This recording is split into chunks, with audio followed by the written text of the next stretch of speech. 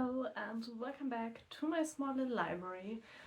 Today I want to do my first review video of the year, and the book that I've chosen for this review is The Invocations, a book that I just received last weekend and I loved it, and so I want to talk about it. The Invocations is by Crystal Sutherland. She also wrote House of Hollow, if you know that, for example. Her other two books are Our Chemical Hearts and a semi-definitive list of worst nightmares. I only read House of Hollow, except for this one, but yeah, this one really impressed me, so this is why I want to talk about it. The book was published on the 30th January of this year, so it is a really new book, and it has roughly 400 pages. The genre of the book is a little bit of like horror, supernatural, fantasy, and it is a book about witches. So let's quickly talk about my edition of the book. I got the Evernight exclusive edition from Illumicrate. As you can see, we have the three main characters on the front with like this really nice embossed font, and then on the back side we have like this cottage style house, and yeah, it's a really dark and dreary picture on the back. The censored edges have like this skeleton on there, and then if you remove the dust jacket, we have the design of one really important book in the book, and that is the Necromantia. So yeah, we have that design for like once you take it out of the dust jacket, and then the end pages are like, you know, a little bit of like occult writing and stuff that all pertains to the story of the book. Also, this version obviously comes with as like a signed copy by the author. So let's talk about the story of The Invocations.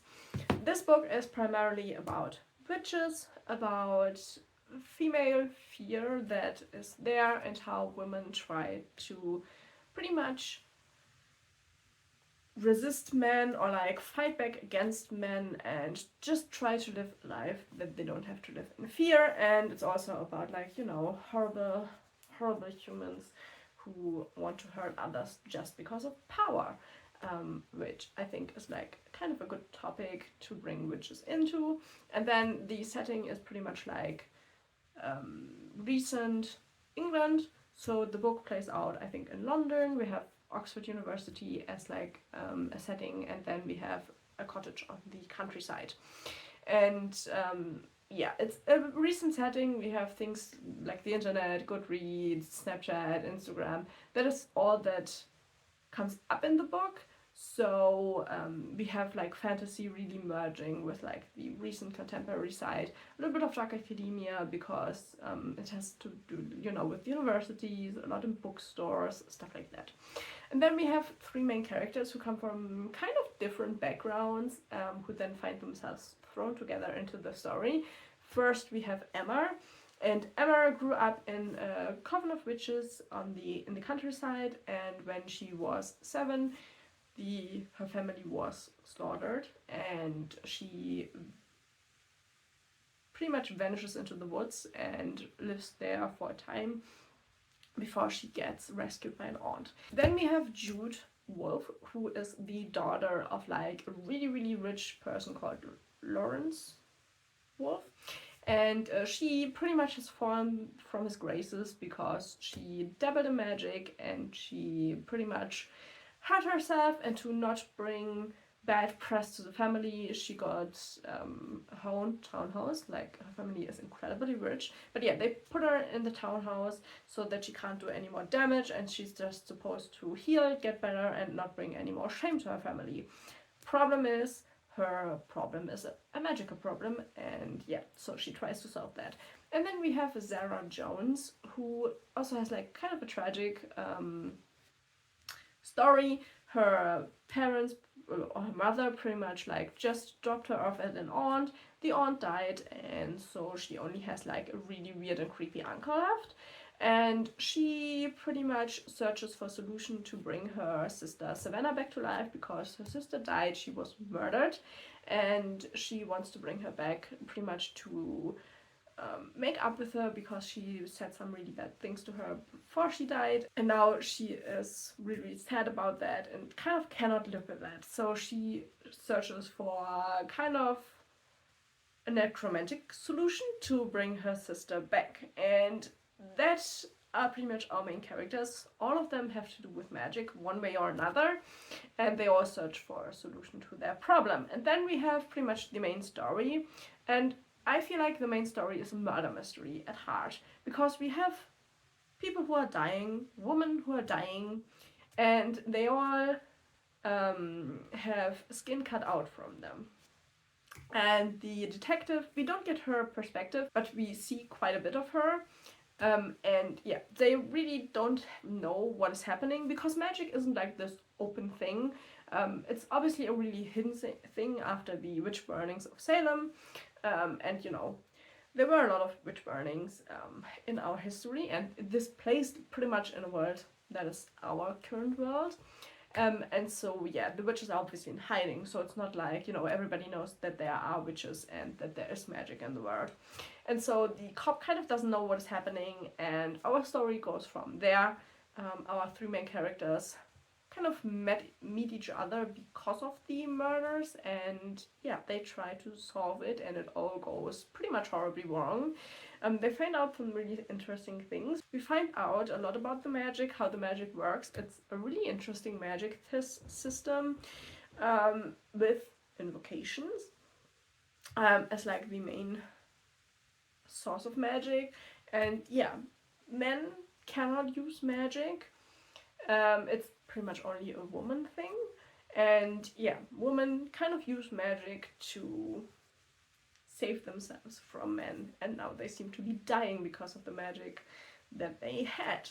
So that is pretty much the story of the book, and I think it's a really, really well working story. I think it's a topic that a lot of people can relate to, a lot of women can relate to. Like fearing your partner is like, or like the male persons in your life is like a really, really a realistic thing. I think you're either very lucky in life, or you know, have it very rough. And if you have it rough, you can feel really, really powerless. And the book really like kind of really shows that. And this world just has kind of a solution for that, which we sadly don't have. But yeah, I think it's a really interesting topic. I like the setting. I feel like the mix between modern and fantasy works really, really well, even though I was really skeptical at the beginning, but it did really work out well for me personally. If you don't like the mix of both, like if you feel like mentioning Instagram and Goodreads and stuff like that by name put you out of the story, it is in here. It's not like incredibly much, but it is definitely in there. So yeah, you will not get around it when it comes to that. And then just the main characters, I really, really love them. There's drama in here, but there isn't like the, you know, the unnecessary drama that sometimes is there just to fill the story. The drama in here is kind of just really realistic drama where you're like, okay, I can understand why they are handling the things the way they are handling them. And yeah, also the difference between the characters. Obviously, Jude, our really rich character, like she kind of tries to solve everything through throwing money. Then we have Zara, who just kind of tries to solve everything by herself and tries to juggle it all and just not being able to. And then we have, you know, Emma, who kind of like lives in the shadows because obviously she's still hunted by the people who killed her family, or at least she feels like that. And so they, even though they feel similar because like they all have kind of tragic backstories and they all use or try to use magic to help themselves, they are really, really different at how they approach the things, and that kind of makes them really stand out. I have a lot of books that I've read where like the same thing was tried, you know, now to make like different like really female main characters who stand out from one another, but that didn't work out because they all felt like caricatures. But here, I just feel like they are really people where like, okay, yeah, I can kind of understand why they're doing what they're doing. So now, I'm gonna give a spoiler warning because I want to talk a little bit more about the magic, about what is happening in the book. So if you don't want to be spoiled, come back at this time.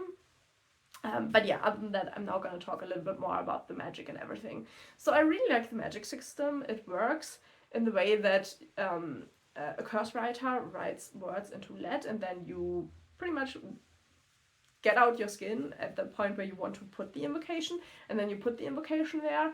And the deal, pretty much every invocation does a deal with a demon, and the demon takes a part of your soul dependent on how big the spell is, and then you get the power of the demon, and the demon is tethered to you.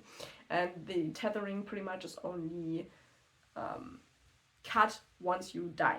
And so they can pretty much wish for everything, but everything has a different price. And you have to put the invocation at a point where the blood is like, you have like an artery that is really easily gotten to. That seems to be like a rule of the magic. And so I think that's kind of an interesting thing, that like if somebody wants to find out if somebody is a witch, they have to look at like the neck, over the heart, at the wrist, you know. They have like kind of like pinpoints where they can look for the magic, which is really interesting. And our murderer is going around and cutting the invocations out of the people, and obviously our guards don't know why that is happening in the beginning, but it's a really interesting fact about the murders because he's not only murdering them, but he's kind of stealing the magic. The cop is kind of an interesting character because the cop realizes that she's out of her depth on the whole thing, but she doesn't know about magic and she doesn't really believe it. And so she's kind of skeptical, and at first she just takes money to pay a lawyer because she's divorcing her wife. But yeah, later on, she kind of comes to it and realizes, okay, maybe there's more to these murdered women than we can see, actually. And the girls actually do a lot of research, find out a lot of things. They find pretty much a man cave full of witch hunters, and in the end it turns out that Jude's family plays like a really, really big role in why these women are dying. And that is kind of horrifying for Jude because she loves her family and she would like to be a part of her family, but her family is actually really, really horrible to a lot of people, especially witches and women that try to defend themselves from stuff. But not only the men in her family, there are also women in her family who kind of are okay with it. So yeah, so that is kind of where the book is ending. I think I like that not everything is like pretty. For example, Zara does manage to get Savannah alive again, but pretty much the only thing she can do is let a demon use her body, and there's still a little bit of Savannah there, but not really, and the demon then tries to kill everybody, which they do kill a lot of people. But yeah, she kind of realizes that there's really no way to get Savannah back, and in the end Savannah's body has to die a second time, which was a really sad scene because obviously, you know, she misses her sister, and she, yeah, it's just really sad about the whole situation, you know. Jude also gets her problem solved, only with the effect that most of her family are dead at the end of the novel. I'm not going to tell you how, because it's like a really epic ending, I personally feel like. But yeah, so there, like, Jude's family is like fucked over. And Emma finds out what happened to her family, and in the end she goes back to her family's estate and kind of starts a new coven. Emma also plays kind of like a special role because she has a demon that isn't tethered to her through an invocation. It's a demon that stays with her because he wants to at the beginning of the novel. And she kind of always thought that he stayed to use her up one day to make like an invocation that is so big that she will die after using it. But yeah, the demon has other plans, kind of. So it would kind of leave you open to second novel, which I hope won't come because I think it's a brilliant standalone. Okay, so that is all I kind of have to say to the book. One thing I think we can also talk about is the writing style. It is a slower book. There isn't like, there's action, but not like action. There's stuff happening, but it's a lot of research. It's a lot of like meeting people. going from point A to point B, thinking about stuff.